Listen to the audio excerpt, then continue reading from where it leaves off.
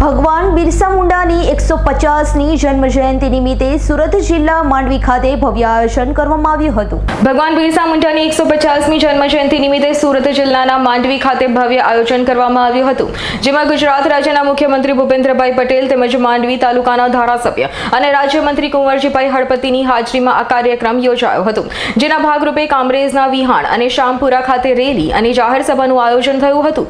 સમગ્ર શહેર અને તાપી જિલ્લામાંથી ગામે ગામથી આદિવાસી આગેવાનો આ ભવ્ય રેલીમાં જોડાયા હતા। સાથે સાથે જ ગામે ગામ સભાનું આયોજન પણ કરવામાં આવ્યું હતું।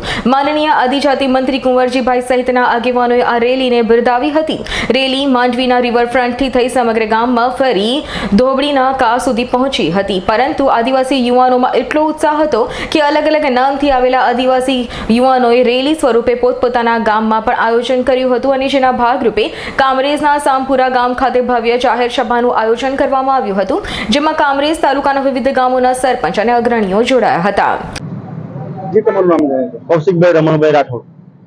કૌશિકભાઈ, આજે શું કાર્યક્રમ પર માંડવી ખાતે તમે લોકો કેમ ભેગા છે? આજે 9 ઓગસ્ટ 2025 ના રોજ ભગવાન બિરસા મુંડાની 150મી જન્મજયંતિ ઉજવણી નિમિત્તે માનનીય ગુજરાત રાજ્યના મંત્રી શ્રી કુંવરજીભાઈ હળપતિ, માનનીય ગુજરાત રાજ્યના મુખ્યમંત્રી શ્રી ભૂપેન્દ્રભાઈ પટેલ આજ રોજ માંડવી ખાતે વિશ્વ આદિવાસી દિવસની ઉજવણી નિમિત્તે પધાર્યા છે। એ નિમિત્તે અમે કામરેજ તાલુકાના આગેવાનો દલપતભાઈ, વિરલભાઈ રાઠોડ, અર્જુનભાઈ ઓરણા, ધનાભાઈ, છનાભાઈ, નિલેશભાઈ રાઠોડ, ઘણા બધા એવા મુકેશભાઈ રાઠોડ, એ લોકો બધા રેલીમાં આયોજન કરીને આવ્યા છે। ખૂબ મોટી સંખ્યામાં પધાર્યા છે। કુંવરજીભાઈનું આ એક આદિવાસી લોકોને ભેગા કરવાનું એક અનેરું રૂપ અને અમને આવકાર્યા છે, એ બદલ કુંવરજીભાઈ હળપતિ નો ખૂબ ખૂબ આભાર। મુકેશ રાજપૂતનો રિપોર્ટ, S9 ન્યૂઝ, કામરેજ।